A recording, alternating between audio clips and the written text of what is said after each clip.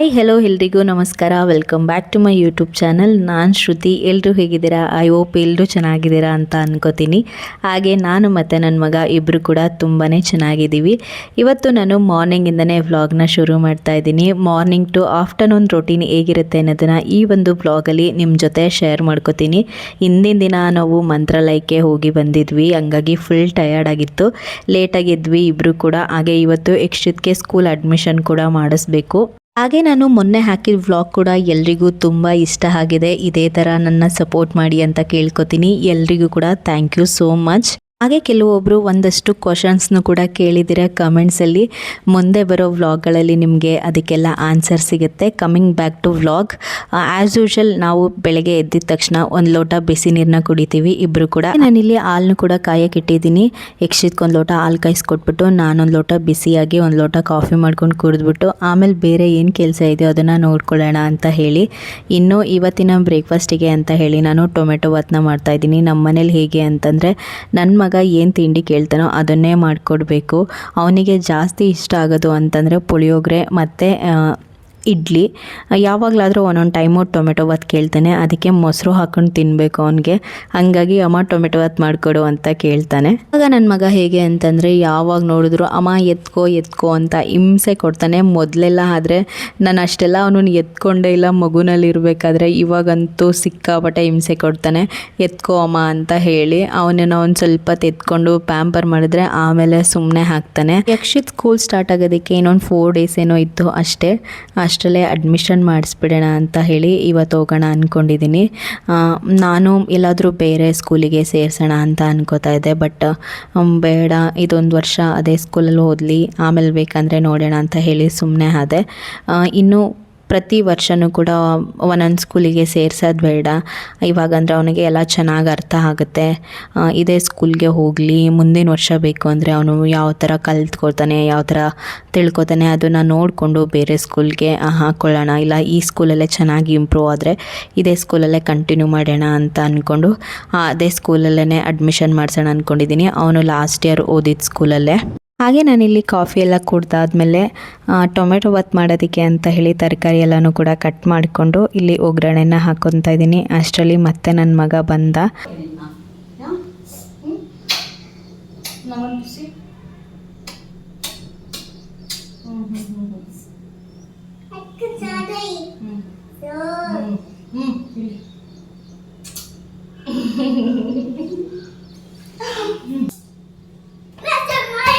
ನಾನಿಲ್ಲಿ ರೆಸಿಪಿ ಏನು ಶೇರ್ ಮಾಡ್ತಾಯಿಲ್ಲ, ಯಾಕೆಂದರೆ ನಾನು ಆಲ್ರೆಡಿ ನನ್ನ ಯೂಟ್ಯೂಬ್ ಚಾನಲಲ್ಲಿ ಈ ಒಂದು ರೆಸಿಪಿನ ಹಾಕಿದ್ದೀನಿ, ಟೊಮೆಟೊ ಬಾತ್ ರೆಸಿಪಿ ಹೇಗೆ ಮಾಡೋದು ಅಂತ ಹೇಳಿ. ಇನ್ನೂ ಎಲ್ಲನೂ ಕಟ್ ಮಾಡಿಕೊಂಡು ಒಗ್ಗರಣೆ ಎಲ್ಲ ಹಾಕ್ಕೊಂಡು ಅದ್ರ ಜೊತೆಗೆ ಸ್ವಲ್ಪ ಸೋಯಾ ಚಂಕ್ಸ್ನೂ ಕೂಡ ಹಾಕೋಣ ಅಂತ ಹೇಳಿ ಅದನ್ನು ಕೂಡ ಬಿಸಿನೀರಲ್ಲಿ ನೆನೆಸಿ ಇಟ್ಕೋತಾ ಇದ್ದೀನಿ.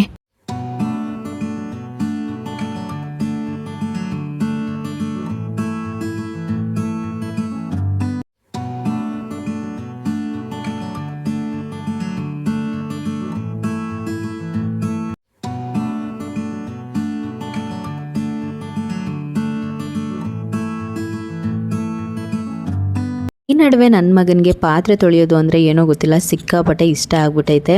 ನಾನೇನಾದರೂ ಅಡುಗೆ ಮಾಡ್ತಾಯಿದ್ರೆ, ಅಮ್ಮ ನಾನು ಪಾತ್ರೆ ತೊಳಿತೀನಿ ನೀನು ಅಡುಗೆ ಮಾಡು ಅಂತ ಹೇಳ್ತಾನೆ. ಏನು ಪಾತ್ರೆ ತೊಳಿತೀಯ ನೀನೇ? ಏನು ಬೇಡಪ್ಪ, ನಾನು ತೊಳ್ಕೊತೀನಿ. ಬೇಡಪ್ಪ ಏನು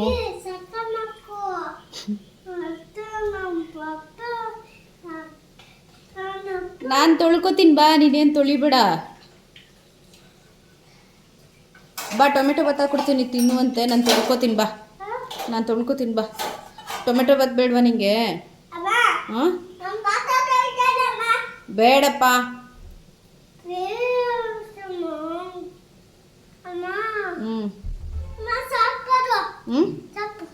ಸೋಪಾ ನಾನು ತೊಳಿತೀನಿ ಬಾ.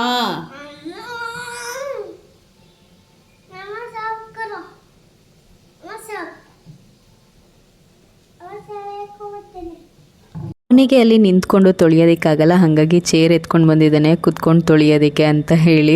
ನಾನೇ ತೊಳಿತೀನಿ ಅಂತ ತುಂಬ ಹಠ ಮಾಡ್ತಾ ಇದ್ದ. ಇನ್ನು ನಾನು ಟೊಮೆಟೊ ಬದುಕೆಲ್ಲನೂ ಒಗ್ಗರಣೆ ಎಲ್ಲ ಹಾಕಿದಾದ್ಮೇಲೆ ಅಕ್ಕಿ ಎಲ್ಲ ತೊಳೆದಾಕ್ಬಿಟ್ಟು ನಾನೇ ತೊಳ್ಕೊಳ್ಳೋಣ, ಬಿಟ್ಟ ನೀರೆಲ್ಲ ಚೆಲ್ಲಿ ಎಲ್ಲ ಗಲೀಜು ಮಾಡ್ತಾನೆ ಅಂತ ಹೇಳಿ ನಾನೇ ಪಾತ್ರೆಗಳನ್ನೆಲ್ಲ ತೊಳ್ಕೊತೀನಿ ಬಾ ಅಂತ ಹೇಳ್ತಾ ಇದ್ದೆ.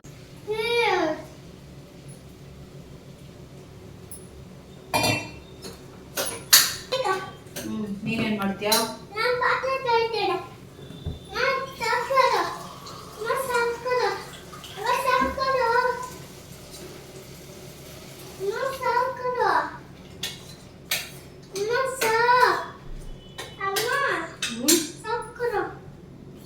ಬೇಡ ಮುದ್ದು, ನಾನು ತೊಳ್ಕೊತೀನಿ ಬಾ. ನಿಂಗೆ ಅನ್ನ ಹಾಕೊಡ್ತೀನಿ ತಿನ್ನುವಂತೆ ಬಾ. ಏನು ಬೀಳ್ತೀಯ ನೋಡಿ ಇವಾಗ.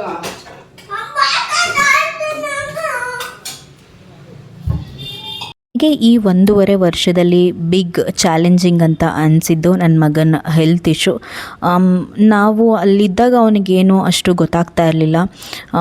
ಅದಾಗಿದ್ಮೇಲೆ ನಾವು ಒಂದು 15 ದಿನ ಆದಮೇಲೆ ಬೆಂಗಳೂರಿಗೆ ಬರ್ತೀವಿ. ಬಂದಮೇಲೆ ಅವನಿಗೆ ಗೊತ್ತಾಗ್ತಾ ಇತ್ತು ಐ ಆಮ್ ಮಿಸ್ಸಿಂಗ್ ಸಮಥಿಂಗ್ ಅನ್ನೋದು, ನಾನು ಏನೋ ಮಿಸ್ ಮಾಡ್ಕೋತಾ ಇದ್ದೀನಿ ಅಂತ. ಬಟ್ ಈ ಕಾಂಟ್ ಎಕ್ಸ್ಪ್ರೆಸ್, ಅವನಿಗೇನು ಹೇಳ್ಕೊಳ್ಳೋದಕ್ಕೆ ಆಗ್ತಾ ಇರಲಿಲ್ಲ, ಏಕೆಂದರೆ ಅವನಿಗೆ ಕರೆಕ್ಟಾಗಿ ಇನ್ನೂ ಮಾತಾಡೋದಕ್ಕೆ ಬರ್ತಾ ಇರಲಿಲ್ಲ, ಏನೋ ಹೇಳೋದು ಕೂಡ ಅರ್ಥ ಆಗ್ತಾ ಇರಲಿಲ್ಲ ಅಷ್ಟಾಗಿ. ಹಾಗಾಗಿ ಆ ಟೈಮಲ್ಲಿ ಅವನಿಗೆ ಹೆಂಗಾಗ್ತಾಯಿತ್ತು ಅಂತಂದರೆ ಮಧ್ಯರಾತ್ರಿ 1 ಗಂಟೆ 2 ಗಂಟೆ ಹಂಗೆಲ್ಲ 103 104 ಫೀವರ್ ಬರೋದು. ಲಿಟ್ರಲಿ ನನಗೆ ಆ ಟೈಮಲ್ಲಿ ಎಷ್ಟು ಭಯ ಆಗೋದು ಅಂತಂದರೆ 1 ಸೆಕೆಂಡ್ ಕೂಡ ನಾನು ಕಣ್ಣು ಮುಚ್ತಾ ಇರಲಿಲ್ಲ ಆ ಟೈಮಲ್ಲಿ. ಅವನಿಗೆ ಆ ಥರ ಆದಾಗ 103 104 ಇದ್ದಿದ್ದರಿಂದ ಸಡನ್ನಾಗಿ ಅವನಿಗೆ ಫೀವರ್ ಬಂದು 5 ನಿಮಿಷಕ್ಕೆಲ್ಲ ಸಂದಾಗ್ಬಿಡ್ತಾ ಇತ್ತು.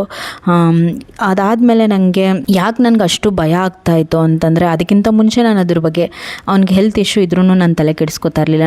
ನನ್ನ ಜೊತೆ ಯಾರೋ ಇದ್ದಾರೆ ಅನ್ನೋ ಒಂದು ಭರವಸೆ ಹೋಪಿತ್ತು ನನಗೆ. ಬಟ್ ಅದಾದಮೇಲೆ ಎಲ್ಲ ಜವಾಬ್ದಾರಿ ನನ್ನದೇ ಆಗಿತ್ತು, ನನ್ನದೇ ರೆಸ್ಪಾನ್ಸಿಬಿಲಿಟಿ ಆಗಿತ್ತು.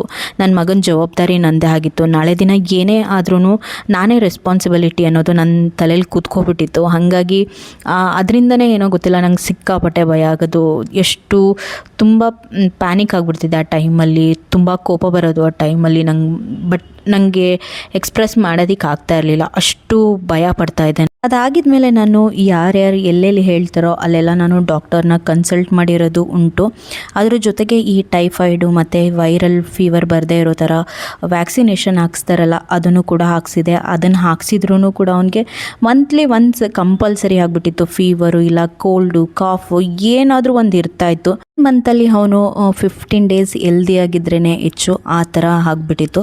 ಅದಾಗಿದ್ಮೇಲೆ ಅವನು ಜೊತೆಗೆ ಸ್ಕೂಲ್ಗೂ ಕೂಡ ಹೋಗ್ತಾ ಇದ್ನಲ್ಲ, ಸ್ಕೂಲ್ ಮುಗ್ದಿದ್ದು ಒಂದು 2 ಮಂತ್ಸ್ ಅಷ್ಟೇ ಅವನಿಗೆ ಹೆಲ್ದಿಯಾಗಿದ್ದ, ಯಾವುದೇ ಥರದ ಫೀವರ್ ಕಾಫ್ ಏನೂ ಇಲ್ಲದೇ. ಸೊ ಅದಾಗಿದ್ಮೇಲೆ ನಾನು ಬೇರೆ ಕಡೆ ಶಿಫ್ಟ್ ಆಗಬೇಕು ಅಂತ ಡಿಸೈಡ್ ಮಾಡಿದೆ. ಶಿಫ್ಟ್ ಆದೇ ಕೂಡ. ಅದಾಗಿದ್ಮೇಲೂ ಅವನಿಗೆ ಇಲ್ಲಿಗೆ ಬಂದಮೇಲೂ ಕೂಡ ಒಂದು 2-3 ಟೈಮ್ಸ್ ಅದೇ ಥರನೇ ಆಯಿತು. ಅದಾಗಿದ್ಮೇಲೆ ನಾನು ಒಬ್ಬರು ಡಾಕ್ಟರ್ ನನಗೆ ಸಜೆಸ್ಟ್ ಮಾಡ್ತಾರೆ, ನೀವು ಯಾಕೆ ಇಂದಿರಾ ಗಾಂಧಿ ಹಾಸ್ಪಿಟಲ್ಗೆ ತೋರಿಸ್ಬಾರ್ದು ಅಂತ ಹೇಳಿ. ಅದಾಗಿದ್ಮೇಲೆ ನಾವು ಇಂದಿರಾ ಗಾಂಧಿ ಹಾಸ್ಪಿಟಲ್ಗೆ ತೋರಿಸ್ತೀವಿ. ಈ ಟೈಮಲ್ಲಿ ನನಗೆ ನಿಜವಾಗ್ಲೂ ಹೆಲ್ಪ್ ಮಾಡಿದ್ದು ಅಂತಂದರೆ ನಮ್ಮ ಅತ್ತಿಗೆ ಆ್ಯಂಡ್ ಅವ್ರ ಫ್ಯಾಮಿಲಿಯವರು ತುಂಬ ಹೆಲ್ಪ್ ಮಾಡಿದರು ನನಗೆ ಆ ಟೈಮಲ್ಲಿ. ನಿಮಗೆ ಗೊತ್ತಿದೆ, ನಿಮ್ಮಾನ್ಸು ಇಂದಿರಾ ಗಾಂಧಿ ಹಾಸ್ಪಿಟಲು ಆ ಥರದ್ದು ಹಾಸ್ಪಿಟಲ್ಗಳಲ್ಲಿ ತೋರಿಸ್ಬೇಕು ಅಂದರೆ ಎಷ್ಟು ಕಷ್ಟ ಇರುತ್ತೆ, ಎಷ್ಟೆಲ್ಲ ಕ್ಯೂ ನಿಂತು ಎಷ್ಟು ಹಗಲು ರಾತ್ರಿ ಎಲ್ಲ ಓಡಾಡಬೇಕು ಅಲ್ಲಿ ಅನ್ನೋದು. ಬಟ್ ನನಗೆ ಅವರು ಹೆಲ್ಪ್ ಮಾಡಿದ್ರಿಂದ ನನಗೇನು ಅಷ್ಟು ಕಷ್ಟ ಆಗಲಿಲ್ಲ. ನಿಜವಾಗ್ಲೂ ಆ ಥರದ ಹಾಸ್ಪಿಟಲ್ಗಳಲ್ಲಿ ತೋರಿಸ್ಬೇಕು ಅಂತಂದರೆ ತಾಳ್ಮೆ ಇರಬೇಕು, ವೆಯ್ಟ್ ಮಾಡಬೇಕು, ಕಾಯಬೇಕು. ಎಷ್ಟೊತ್ತಾದರೂ ಪರವಾಗಿಲ್ಲ, ನಾನು ತೋರಿಸ್ಕೊಂಡು ಹೋಗ್ತೀನಿ ಅನ್ನೋ ಪೇಷನ್ಸ್ ಅಂತೂ ಇರಲೇಬೇಕು. ನಾನು ಅಲ್ಲಿ ಡಾಕ್ಟರ್ನ ಕನ್ಸಲ್ಟ್ ಮಾಡಿದಾಗ ಅವ್ರು ಹೇಳಿದ್ದು EG ಮತ್ತು ಬ್ರೈನ್ MRIನ ಮಾಡಿಸಿ ಅಂತ ಹೇಳಿ. ಮಾಡಿಸಿದಾದ್ಮೇಲೆ ರಿಪೋರ್ಟಲ್ಲಿ ಏನಿತ್ತು ಅಂತಂದರೆ ಬ್ರೈನ್ MRIಯಲ್ಲಿ ಏನೂ ಪ್ರಾಬ್ಲಮ್ ಇರಲಿಲ್ಲ, EGನಲ್ಲಿ ಸ್ವಲ್ಪ ವೇರಿಯೇಷನ್ ಇತ್ತು. ಅದಕ್ಕೆ ಅಂತಲೇ ಅವನಿಗೆ ಸಿರಪ್ ಕೊಟ್ಟಿದ್ದಾರೆ, ಅದನ್ನು ಕಂಟಿನ್ಯೂಸ್ ಆಗಿ ಹಾಕಲೇಬೇಕು ಬೆಳಗ್ಗೆ ಮತ್ತು ಸಾಯಂಕಾಲ 2 ಟೈಮು ಕೂಡ. ಅಲ್ಲಿಗೆ ಹೋಗಿ ತೋರಿಸ್ಕೊಂಡು ಬಂದಮೇಲೆ ಇವಾಗ ನನ್ನ ಮಗ ಫಾರ್ ಬೆಟರ್ ಅಂತಲೇ ಹೇಳ್ಬೋದು. ನಿಜವಾಗ್ಲೂ ತುಂಬ ಇಂಪ್ರೂವ್ ಆಗಿದ್ದಾನೆ ಅಂತಲೇ ಹೇಳ್ಬೋದು. ನಿಜವಾಗ್ಲೂ ಒಂಥರ ಸಮಾಧಾನ ನನಗೆ ಇವಾಗ ನನ್ನ ಮಗನ ಹೆಲ್ತ್ ಇಶ್ಯೂ ರಿಲೇಟೆಡ್ ಅಂತೂ. ಹೇಗೆ ಮಿಡ್ಲಲ್ಲಿ ಒಂದು ಸರಿ ನಾವು ಅವನಿಗೆ ಜೆನೆಟಿಕ್ ಟೆಸ್ಟ್ ಕೂಡ ಮಾಡಿಸಿದ್ವಿ. ಇದರಿಂದ ಏನು ಗೊತ್ತಾಗುತ್ತೆ ಅಂತಂದರೆ ನಾರ್ಮಲಾಗಿ ಇದು ಸಂದಾಗ್ತಾ ಇದೆಯಾ ಇಲ್ಲ ಫ್ಯಾಮಿಲಿ ಕಡೆಯಿಂದ ಬಂದಿದೆಯಾ ಅನ್ನೋದು ಕೂಡ ಗೊತ್ತಾಗುತ್ತೆ. ನನ್ನ ಮಗನ ರಿಪೋರ್ಟಲ್ಲಿ ಏನಿತ್ತು ಅಂತಂದರೆ ಇದು ಫ್ಯಾಮಿಲಿ ಕಡೆಯಿಂದನೇ ಬಂದಿರೋದು ಅಂತ ಇತ್ತು. ಯಾಕಂತಂದರೆ ನನಗೆ ಗೊತ್ತಿರೋ ಹಾಗೆ ನಮ್ಮ ಅಕ್ಕ ನನಗೆ ಹೇಳಿದ್ದು ನನಗೆ ಆ ಥರ ಇತ್ತು ಅಂತ ಹೇಳಿ. ನನಗೆ ಒಂದು 7 ವರ್ಷದವರೆಗೂ ಆ ಥರ ಇತ್ತು, ನಿಮ್ಮ ತಾಯಿ ನಿನ್ನನ್ನು ನಾಟಿ ಔಷಧಿ ಕೊಡ್ಸೋದಕ್ಕೆ ಅಂದ್ಬಿಟ್ಟು ಕರ್ಕೊಂಡು ಹೋಗ್ತಿದ್ರು, ಅವಾಗೆಲ್ಲ ನನಗೆ ಗೊತ್ತಿರೋ ಹಾಗೆ ಅಂತ ಹೇಳ್ತಾಯಿದ್ರು. ಇವಾಗ ನಾನು ಅವನಿಗೆ ಅಲ್ಲಿ ಹೋಗಿ ತೋರಿಸ್ಕೊಂಡೆಲ್ಲ ಬಂದ ಮೇಲೆ ಇವಾಗ ಅವನು ಪರವಾಗಿಲ್ಲ, ಹುಷಾರಾಗಿದ್ದಾನೆ, ನಾರ್ಮಲ್ ಆಗಿದ್ದಾನೆ, ಡೇ ಬೈ ಡೇ ಇಂಪ್ರೂವ್ ಆಗ್ತಿದ್ದಾನೆ. ನನ್ನ ಲೈಫಲ್ಲಿ ಇಷ್ಟೆಲ್ಲ ಆದ್ರೂ ನಾನು ಇಷ್ಟು ಸ್ಟ್ರಾಂಗ್ ಆಗಿದ್ದೀನಿ ಅಂತಂದರೆ ಇಟ್ಸ್ ಬಿಕಾಸ್ ಆಫ್ ಹಿಮ್. ಅವನಿಂದನೇ ನಾನು ಇಷ್ಟು ಸ್ಟ್ರಾಂಗ್ ಆಗಿರೋದಕ್ಕೆ ಕಾರಣ. ಒಂದು ಏನು ಅಂತಂದರೆ ನನಗೆ ಗೊತ್ತಿರೋ ಹಾಗೆ, ನನಗೆ ತಿಳಿದಿರೋ ಹಾಗೆ ನನ್ನ ತಲೆಯಲ್ಲಿ ಏನಿರೋದು ಅಂತಂದರೆ ನನ್ನ ಸಿಚುವೇಶನ್ನು, ನನಗೆ ಬಂದಿದ್ದ ಕಷ್ಟಗಳು ನನ್ನ ಮಗನ ಲೈಫಲ್ಲಿ ಬರಬಾರ್ದು. ಯಾಕೆ ಅಂತಂದರೆ ನನಗೆ ಅಪ್ಪ ಅಮ್ಮ ಇಲ್ಲದೇ ನಾನು ಕಷ್ಟಪಟ್ಟಿರೋದನ್ನ ನನ್ನ ಮಗ ಆ ಥರ ಕಷ್ಟಪಡಲೇಬಾರ್ದು ಅನ್ನೋದು ನನ್ನ ಮನಸ್ಸಲ್ಲಿ ಕುತ್ಕೊಬಿಟ್ಟಿದೆ. ಏನೇ ಬಂದರೂ ನಾನು ಫೇಸ್ ಮಾಡ್ತೀನಿ ಅನ್ನೋ ಅಷ್ಟು ಧೈರ್ಯ ಇವಾಗ ನನ್ನಲ್ಲಿದೆ. ಏನೇ ಆದ್ರೂ ಅಷ್ಟೇ ನಾನು ಎದುರಿಸ್ತೀನಿ.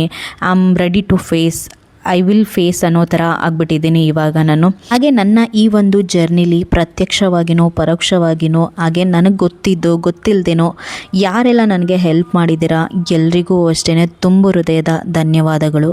ಇನ್ನು ನಿಮ್ಮ ಮಕ್ಕಳಿಗೂ ಯಾರಿಗಾದರೂ ಈ ಥರ ಆಗ್ತಾ ಇತ್ತು ಅಂತಂದರೆ ಆರಾಮಾಗಿ ನೀವು ಇಂದಿರಾ ಗಾಂಧಿ ಹಾಸ್ಪಿಟಲಲ್ಲಿ ಹೋಗಿ ತೋರಿಸ್ಬೋದು. ನಿಮಗೆ ಕಾಯೋವಷ್ಟು ಪೇಷನ್ಸ್ ಇದೆ ಅಂತಂದರೆ ದಯವಿಟ್ಟು ಹೋಗಿ ತೋರಿಸಿ ಅಂತಲೇ ಹೇಳ್ತೀನಿ. ಇನ್ನು ಇವತ್ತಿನ ವ್ಲಾಗಿಗೆ ಬರೋದಾದರೆ ತಿಂಡಿ ಎಲ್ಲ ಹಾಕ್ಕೊಟ್ಬಿಟ್ಟು ನಾನು ಕೂಡ ಬ್ರೇಕ್ಫಾಸ್ಟ್ ಎಲ್ಲ ಮುಗಿಸ್ಕೊಂಡೆ. ಹಾಗೆ ಸಾಂಬಾರು ಕೂಡ ರೆಡಿ ಮಾಡಿ ಇಟ್ಬಿಟ್ಟು ಹೋಗೋಣ ಅಂತ ಹೇಳಿ ನಾನಿಲ್ಲಿ ಹೆಸ್ರು ಕಾಳು ಸಾಂಬಾರನ್ನು ಕೂಡ ಮಾಡ್ಕೋತಾ ಇದ್ದೀನಿ. ಬಂದಮೇಲೆ ಬೇಕು ಅಂದರೆ ಒಗ್ಗರಣೆ ಹಾಕ್ಕೊಂಡು ಹಾಗೆ ರೈಸ್ ಕೂಡ ಅವನಿಗೆ ಮಾಡಿಕೊಡ್ಬೋದು ಅಂತ ಹೇಳಿ. ನಾನು ಆವಾಗಲೇ ಹೇಳಿದಾಗೆ ಎಲ್ಲಾದರೂ ಹೋಗಿ ಬಂತು ಅಂತಂದರೆ ಏನು ಕೆಲಸ ಮಾಡೋದಕ್ಕೂ ಇಂಟ್ರೆಸ್ಟ್ ಇರಲ್ಲ. ಹೋಗೋ ಅಷ್ಟರಲ್ಲೇ ಎಲ್ಲ ಕೆಲಸನೂ ಮುಗಿಸ್ಕೊಬಿಡೋಣ ಅಂತ ಹೇಳಿ ನಾನಿಲ್ಲಿ ಮನೆ ಕಸ ಎಲ್ಲನೂ ಗುಡಿಸ್ಕೊಬಿಡೋಣ ಅಂತ ಹೇಳಿ ಸಾಂಬಾರಿಗೆ ಇಟ್ಬಿಟ್ಟು ನಾನಿಲ್ಲಿ ಸೋಫಾ ಎಲ್ಲನೂ ಕೂಡ ಕ್ಲೀನ್ ಮಾಡ್ಕೋತಾ ಇದ್ದೀನಿ. ನನ್ನ ಮಗನಿಗೆ ಸ್ನಾನ ಮಾಡಿಸ್ಬೇಕು, ಜೊತೆಗೆ ನಾನು ಕೂಡ ಫ್ರೆಶ್ ಅಪ್ ಆಗಬೇಕು. ಮನೆ ಎಲ್ಲ ಕಸ ಎಲ್ಲ ಗುಡಿಸ್ಬಿಟ್ಟು ಸಾಂಬಾರಿಗೆಲ್ಲ ಇಟ್ಬಿಟ್ರೆ ಅದಾಗಿದ್ಮೇಲೆ ಅವನಿಗೆ ಸ್ನಾನ ಮಾಡಿಸಿ ಬಂದಮೇಲೆ ಬೇಕು ಅಂದರೆ ಅವನಿಗೆ ಊಟ ಮಾಡಿಸಿ ಮಲಗಿಸ್ಬಿಟ್ರೆ ಅವ್ನು ಮಲ್ಕೊತಾನೆ. ನಾನು ಕೂಡ ಸ್ವಲ್ಪ ಹೊತ್ತು ರೆಸ್ಟ್ ಮಾಡ್ಬೋದು ಅನ್ನೋ ಕಾರಣಕ್ಕೆ ಹೋಗೋ ಅಷ್ಟರಲ್ಲೇ ಎಲ್ಲ ಕೆಲಸನೂ ಮುಗಿಸ್ಬಿಟ್ಟು ಹೋಗ್ತಾ ಇದ್ದೀನಿ. ನೋಡಿ ನನ್ನ ಮಗ ಸ್ನಾನ ಮಾಡಿಕೊಂಡು ರೆಡಿ ಆಗಿದ್ದಾನೆ.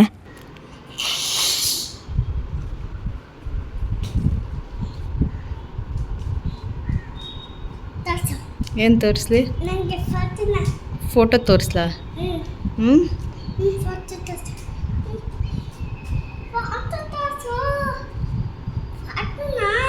ಮಗನ ರೆಡಿ ಮಾಡಿದ್ಮೇಲೆ ನಾನು ಕೂಡ ಇಲ್ಲಿ ರೆಡಿ ಆಗ್ತಾ ಇದ್ದೀನಿ.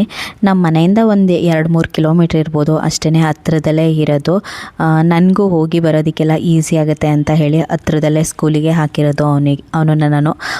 ಏನಾದರೂ ಇನ್ ಕೇಸ್ ಏನಾದರೂ ಹುಷಾರಿಲ್ಲ ಅಂತಂದರೆ ಕರ್ಕೊಂಡು ಬರೋದಕ್ಕಾಗಲಿ, ಇಲ್ಲ ನನಗೆ ಏನಾದರೂ ಪೇರೆಂಟ್ಸ್ ಮೀಟಿಂಗ್ ಇದ್ದಾಗ ಹೋಗೋದಕ್ಕಾಗಲಿ ಹತ್ರ ಆಗಲಿ ಅಂತಲೇ ನಾನು ನಮ್ಮ ಮನೆಯಿಂದ ಒಂದು 2-3 ಕಿಲೋಮೀಟ್ರ್ ಇದೆ, ಅಲ್ಲಿ ಅವನಿಗೆ ಸ್ಕೂಲಿಗೆ ಹಾಕಿರೋದು ನಾನು.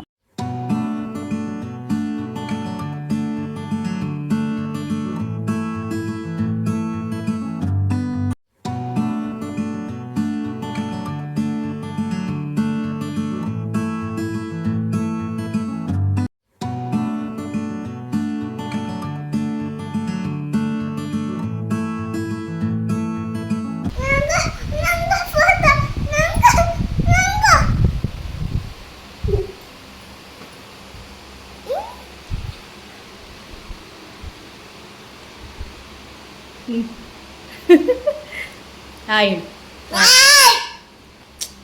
ಹಾಯ್ ಅನ್ಬೇಕು. ಎಲ್ಲ ಕೆಲಸ ಮುಗಿಸಿ ನಾನು ಮತ್ತು ನನ್ನ ಮಗ ಇಬ್ಬರು ಕೂಡ ರೆಡಿಯಾಗಿ ಹೊರಟ್ವಿ.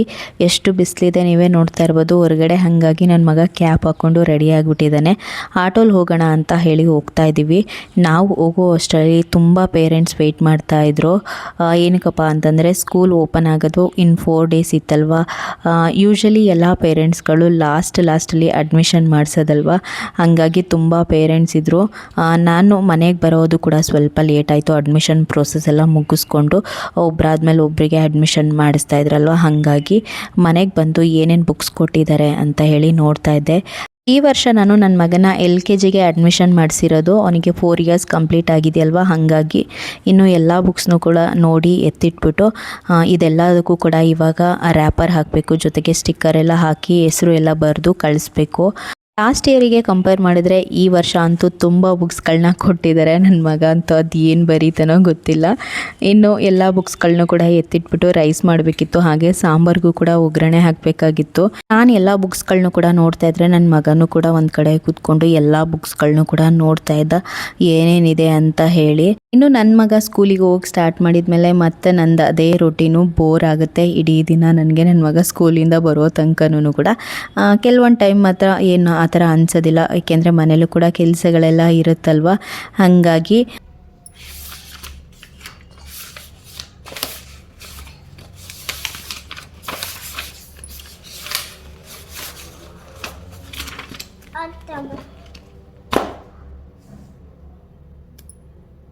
ಅಲ್ಲಿಂದ ಬರೋಷ್ಟರಲ್ಲಿ ಟೈಮ್ ಆಗಿತ್ತು. ಹಾಗಾಗಿ ಬೇಗ ರೈಸ್ ಮಾಡ್ಕೊಬಿಡೋಣ ಅಂತ ಹೇಳಿ ಅಡುಗೆ ಮನೆಗೆ ಬಂದೆ. ಇಲ್ಲಿ ಫಸ್ಟು ರೈಸಿಗೆ ಇಟ್ಬಿಟ್ಟು ಆಮೇಲೆ ಸಾಂಬಾರು ಒಗ್ಗರಣೆ ಮಾಡ್ಕೊಳ್ಳೋಣ ಅಂತ ಹೇಳಿ ಮಾಡ್ಕೋತಾ ಇದ್ದೀನಿ. ಯಕ್ಷಿತ್ಗೆ ಊಟ ಮಾಡಿ ಮಲಗಿಸ್ಬಿಟ್ರೆ ಅವನು ಆರಾಮಾಗಿ ಮಲ್ಕೊಂಡಿರ್ತಾನೆ. ಹಾಗೆ ನಾನು ಕೂಡ ಸ್ವಲ್ಪ ಟೈಮ್ ರೆಸ್ಟ್ ಮಾಡ್ಬೋದು, ಇಲ್ಲ ಬೇರೆ ಏನಾದರೂ ಕೆಲಸಗಳಿತ್ತು ಅಂತಂದರೆ ಮಾಡ್ಕೊತಾ ಇರ್ತೀನಿ. ನಾನಂತೂ ಮಲಗೋದೇ ಇಲ್ಲ ಯೂಶ್ವಲಿ ಮಧ್ಯಾಹ್ನ ಟೈಮ್. ನಿಮಗೆ ಗೊತ್ತಿರೋ ಹಾಗೆ ಇವಾಗಲೂ ಅಷ್ಟೇ, ನಾನು ಯಾವಾಗಲೂ ಅಷ್ಟೇ ಮಧ್ಯಾಹ್ನ ಟೈಮ್ ಮಲಗೋದೇ ಇಲ್ಲ. ರಾತ್ರಿಲಿ ಎಷ್ಟೇ ನಿದ್ದೆ ಬಂದಿಲ್ಲ ಅಂದರೂ ಕೂಡ ನಾನು ಡೇ ಟೈಮಲ್ಲಿ ಮಲಗಲ್ಲ, ಆ ಥರ ನಾನು. ರೈಸಿಗೆಲ್ಲ ಇಟ್ಬಿಟ್ಟು ನಾನಿಲ್ಲಿ ಸಾಂಬಾರನ್ನು ಕೂಡ ಒಗ್ಗರಣೆ ಮಾಡ್ಕೋತಾ ಇದ್ದೀನಿ. ಹೆಸ್ರು ಕಾಳು ಸಾಂಬಾರು ತುಂಬಾ ಚೆನ್ನಾಗಿರುತ್ತೆ, ಹಾಗಾಗಿ ನಾನು ತರಕಾರಿ ಎಲ್ಲ ಹಾಕಿ ಸಾಂಬಾರನ್ನ ರೆಡಿ ಮಾಡಿಕೊಂಡು ಯಕ್ಷಿತ್ಗೂ ಕೂಡ ಊಟ ಮಾಡಿಸಿ ನಾನು ಕೂಡ ಊಟ ಮಾಡಿದೆ. ಇದಿಷ್ಟು ಇವತ್ತಿನ ವ್ಲಾಗ್. ಐ ಹೋಪ್ ನಿಮ್ಮೆಲ್ಲರಿಗೂ ಕೂಡ ಈ ಒಂದು ವ್ಲಾಗ್ ಇಷ್ಟ ಆಗಿರುತ್ತೆ ಅನ್ಕೋತೀನಿ. ಇಷ್ಟ ಆದರೆ ಪ್ಲೀಸ್ ಒಂದು ಲೈಕ್ ಮಾಡಿ, ಹಾಗೆ ಯಾರು ಇನ್ನೇ ನನ್ನ ಚಾನಲ್ನ ಸಬ್ಸ್ಕ್ರೈಬ್ ಮಾಡ್ಕೊಂಡಿಲ್ಲ ಸಬ್ಸ್ಕ್ರೈಬ್ ಮಾಡ್ಕೊಳ್ಳಿ. ಮತ್ತು ಇನ್ನೊಂದು ವ್ಲಾಗಲ್ಲಿ ಸಿಗ್ತೀನಿ. ಅಲ್ಲಿವರೆಗೂ ಟೇಕ್ ಕೇರ್, ಬಾಯ್.